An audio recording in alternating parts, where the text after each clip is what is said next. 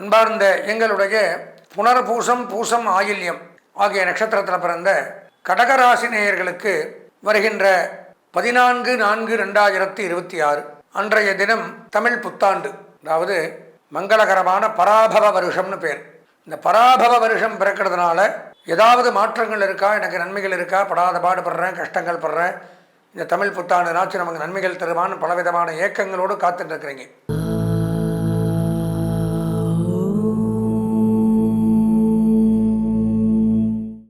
அன்பார்ந்த எங்களுடைய ஆன்மீக உண்மைகள் தொலைக்காட்சி நேயர்களுக்கு உங்களுடைய ஜோதிட ஆச்சாரியர் ஜோதிட குரு சிவஸ்ரீ டி சரவணமாணிக்க சிவாச்சாரியர், முதல்வர் வேத சிவ ஆகம குருகுலம், காஞ்சி காமகோடி பீடம், சங்கரமடம், காஞ்சிபுரம். நாம் ஆன்மீக உண்மைகள் தொலைக்காட்சியின் வாயிலாக காண இருக்கக்கூடிய இந்த பதிவு அப்படின்னு பார்த்தீங்கன்னா, வருகின்ற 14/4/2026 செவ்வாய்க்கிழமை காலை 8:20 அளவிலே இந்த தமிழ் புத்தாண்டு அப்படின்னு சொல்லக்கூடிய மங்களகரமான பராபவ வருடம் அப்படிங்கிறது பிறக்குது. இந்த வருடத்திற்கு திருநாமம் பராபவ வருஷம். பராபவ வருஷம்னா எல்லாருக்கும் எல்லாம் கிடைக்கும் அப்படிங்கிறத அர்த்தம். இந்த பராபவ வருஷத்தில் என்னென்ன நன்மைகள், பொதுவான பலன்கள், அதனைத் தொடர்ந்து 12 ராசிகளுக்கு முன்னான பலாபலன்களை பற்றித்தான் நாம் இப்போ பார்க்கிறோம். இந்த பதிவில் பராபவ வருடத்துடைய வெண்பா என்ன சொல்லுது? மிக்க பராபவத்தின் மேதினியிற் பின் மழையாம் தக்க பசுக்கள் தழைக்கும் இக்கு பலிக்காது 4 வகை பள்ளியிற்கும் இன்பம் கலிக்காதனவே கருது அப்படிங்கிறார் வெண்பா. இந்த வருடத்தினுடைய வெண்பா என்ன அர்த்தம்னா, பராபவ வருஷம் தமிழ் புத்தாண்டில், வரக்கூடிய தமிழ் புத்தாண்டில் முன்பகுதியில் மழை இருக்காது, வருட பின்பகுதியில் மழை நன்றாக இருக்கும். பசுக்கள் செழிப்பாக வளர்ந்து பால் வளங்கள் பெருகும், கால்நடைகள் பெருகும், அனைத்து வகை மக்களுமே சிறப்புடனும் செல்வத்துடனும் நோய் நொடியின்றி மிகுந்த செல்வாக்குடனும் சந்தோஷத்துடனும் வாழ்வார்கள்.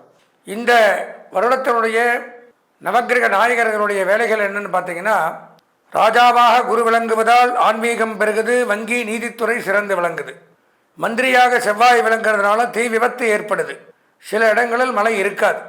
அர்க்காதிபதி சந்திரனால நல்ல மழை விளைச்சல் பெருகும், தானிய விருத்தி உண்டாகும், விலைவாசி குறையும்.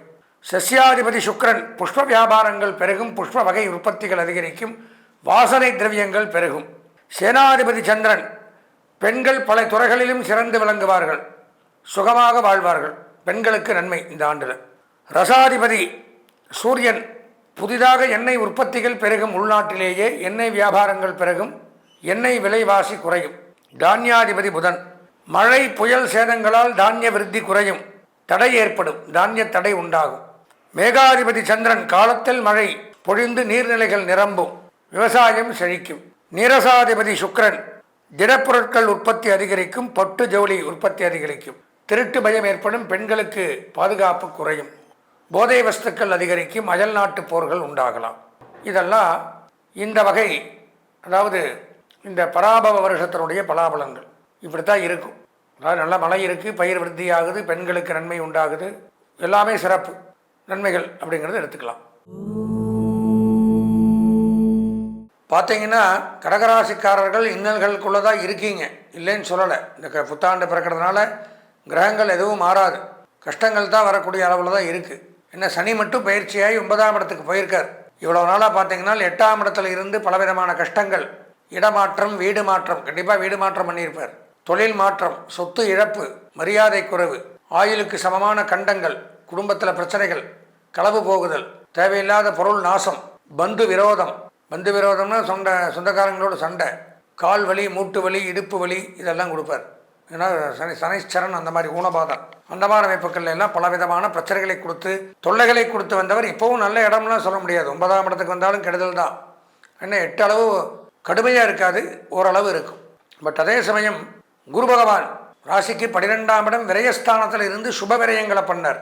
விரயங்கிறது எப்படி இருந்தாலும் விரயம் தான், நஷ்டங்கிறது அது சுப விரயம்னு உண்டு.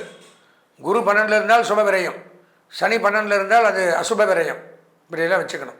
திருமணம் பண்ணுறது, வீடு கட்டுறது, ஏதாவது நல்லது ஃபிக்ஸட் பண்ணி வைக்கிறது, அசையாத சொத்துக்கள் வாங்குறது, இதெல்லாம் சுப விரயங்களில் சேரும். அந்த மாதிரி அமைப்புகளில் இருந்தார். ஆனால் இப்போ குரு பகவான் ராசிக்குள்ளே வர்றார். கடகத்தில் உச்சம் குரு. அதாவது மற்றவங்களுக்கெல்லாம் எடுத்துனோம்னால் ஜென்ம குரு ராமர் வனத்திலேன்னு சொன்னேன், ராமரே வனவாசம் போ. ஆனால் கடகராசிக்காரனுக்கு மட்டும் அது கிடையாது. கடகராசியில் குரு வரும்பொழுது உச்சஸ்தானத்துக்கு வர்றார். கிரகங்களுடைய ஆட்சி, உச்சம், நீச்சம் இப்படிலாம் சொல்லுவாங்க. ஆட்சின்னா சொந்த வீட்டிலே இருக்கிறது ஆட்சி. சில கிரகங்கள் சில ராசியில் உச்சமடைவார்கள். உச்சம்னா அதிக பலனை கொடுக்கறது, நீச்சம்னா கெடுக்கிறது. இப்போ கடகத்தில் குரு உச்சமாக வர்றாரு. இப்போ பயிற்சியாய் ஜென்ம குருவாக இருந்தாலும் உச்சமாக இருக்கிறதுனால அள்ளி கொடுப்பார், கிள்ளி கொடுக்க மாட்டார், அள்ளி கொடுப்பார். சகல சௌபாகியங்களும் ஏற்படும். என்ன நினைக்கிறீங்களோ அது நடக்கும். ஏன்னா குரு பார்க்க கோடி நன்மை. வீட்டில் உச்சமடைகிறதுனால இருந்து வந்த மருத்துவ செலவுகள் குறையும், கணவன் மனைவிக்குள்ள அந்யோன்யங்கள் ஏற்படும், புதிதாக வீடு வாங்கலாம், மனை வாங்கலாம், இடம் வாங்கலாம், திருமணம் நடத்தலாம். நீங்கள் என்ன எதிர்பார்க்குறீங்களோ அது நடக்கும். இப்போ இந்த வருஷத்தில் பொருளாதார உயர்வு ஏற்படும், இருந்து வந்த மருத்துவ செலவு குறையும், புதிதாக வண்டி வாகனங்கள் வாங்கலாம், அழகு கூடும், முகத்தில் தேஜஸ் உண்டாகும். உங்களை பார்த்தாலே கையெழுத்து கும்பிட்ற மாதிரி தோணும். எத்தனையோ பேர் எத்தனையோ பியூட்டி பார்லர் போய் மேக்கப் போட்டுன்னு வந்தாலும் ஒரு மாதிரி தான் தனியாக தெரியும். சில பேர் ஒன்றுமே பண்ணாமல் தூங்கி எழுந்திரிச்சாலே அவனை பார்த்துட்டே இருக்கலாம்னு தோணும். இப்படியெல்லாம் அதுக்கெல்லாம் காரணம் அந்த தேஜஸ் காரணம் குரு. குரு நல்லா இருந்தால் தேஜஸ் கிடைக்கும். இப்போ கடகராசிக்காரங்களுக்கு அந்த மாதிரி அமைப்பு ஏற்படும். வீட்டில் இருக்கிறவங்களுக்கும் மகிழ்ச்சி, பொருளாதார உயர்வு ஏற்படுது. சொந்த தொழில் பண்ணலாம். குறிப்பாக சொல்லப்போனால் உலோகத் தொழில், இரும்பு, ஈயம், பித்தளை, தங்கம், வெள்ளி, காப்பர், மெட்டல், இந்த மாதிரிலாம் இதை மூலதனமாக கொண்டு தொழிலை செய்பவர்களுக்கு அதிகம் லாபம் ஏற்படுது அப்படின்னு எடுத்துக்கலாம். 2ஆம் இடத்துல கேது, அது நன்மையை தராது. கணவன் மனைவிக்குள்ள பிரச்சனை, கருத்து வேறுபாடு, கோர்ட் கேஸ், நீதிமன்றம் வரைக்கும் போகும். பிரச்சனைகள் அதிகரிக்கும், குடும்ப பிரிவை கொடுக்கும், தேவையில்லாத சண்டை தினமும் இருக்கும். ஏன்னா 2ல் கேது அப்படிங்கும்போது 7ல் ராகு வந்துடுவார் களத்திரஸ்தானத்தில். அது ஒன்று தான் பிரச்சனை. குடும்பத்தில் எல்லாமே நல்லது நடந்தாலும் இல்வாழ்க்கையில் பிரச்சனைகள் இருந்துட்டு தான் இருக்கும். கணவன் மனைவிக்குள்ள பிரச்சனை அப்படிங்கிறத எடுத்துக்கலாம். பொதுவாக பார்த்தா கடகராசி அப்படின்னு எடுத்துட்டால் சில கிரகங்கள் நல்லா இருக்குது, சில கிரகங்கள் மோசமாக இருக்குது. அதனால் இதற்கும் ஒரு தடவை சொந்த ஜாதகத்தை பார்த்தால் மட்டும்தான் தெளிவாக இந்த புத்தாண்டு பலனை நம்ம அனுபவிக்க முடியும். நல்லா தெரிஞ்சுக்கணும்.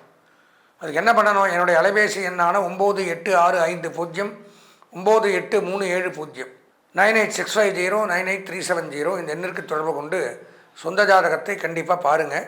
அதில் என்ன இருக்குன்னு பார்த்துட்டு நம்ம முடிவு பண்ணிக்கலாம். இந்த ஆண்டு அம்பாளை வழிபட்டுன்னு வாங்க, பார்வதி தேவியை வழிபட்டு வந்தால் கடகராசிக்கு மிகவும் சிறப்பாக இருக்கும் என்று கூறி ஆசீர்வதித்து விடைபெறுகிறேன். நன்றி, வணக்கம். நாம் இதுவரைக்கும் இந்த கிரகங்களின் அடிப்படையில், பெயர்ச்சிகளின் அடிப்படையில் இந்த புத்தாண்டு பலாபலன்களை விரிவாக 12 ராசிகளுக்கும் பார்த்தோம். இதில் சில ராசிகளுக்கு நன்மை இருக்குது, சில ராசிகளுக்கு தீமைகளும் இருக்குது. இப்போ பொதுவாக பார்த்தோம் அப்படின்னா நாங்கள் சொல்கிற இந்த பலாபலன்கள் அப்படிங்கிறது எந்த ஒரு யூடியூப் சேனலாக இருக்கட்டும், யாராக இருந்தாலும் சரி, காம்பவுண்டாக அந்தந்த அன்னைக்கு கிரகங்கள் எங்கெங்கே இருக்கோ அதை பயிற்சிகளை அடிப்படையாக கொண்டு தான் நாங்கள் சொல்கிறோம். இது 100க்கு 100% நமக்கு பலிக்குங்கிறத எடுத்துக்க முடியாது. 10 விரல் ஒரே மாதிரி இருக்காது. ரிஷபராசியில் பிறந்த அத்தனை பேர் ஒரே மாதிரி இருக்க மாட்டான். உதாரணத்துக்கு சொல்கிறோம். அப்போது அவங்கவுங்களுக்கு இதுதான் நடக்கும், இந்த புத்தாண்டில் இதுதான் நன்மை அப்படின்னு தெரிஞ்சுக்கணுன்னா அவசியம் ஒரு முறை உங்களுடைய சொந்த ஜாதகத்தை நீங்கள் பார்க்கணும். பார்த்தால்தான் இந்த பயிற்சிகள்லாம் எப்படி இருக்குது, இந்த தமிழ் புத்தாண்டில் என்னென்ன கிரகம் எங்கே இருக்குது, என்னென்ன பயிற்சிகள் நமக்கு சாதகமாக இருக்குது, என்ன பரிகாரங்கள்லாம் பண்ணணும், எதிலிருந்து தப்பிக்கணும், இதெல்லாம் தெரிஞ்சுக்கணுன்னா அவசியம் சொந்த ஜாதகத்தை பார்க்கணும். சொந்த ஜாதகத்தை பார்க்கணுன்னா நீங்கள் என்ன பண்ணணும்னா இந்த ஸ்க்ராலிங்கில் வரும், இல்லாட்டி என்னுடைய ஃபோன் நம்பர் சொல்கிறேன், நோட் பண்ணிக்கங்க.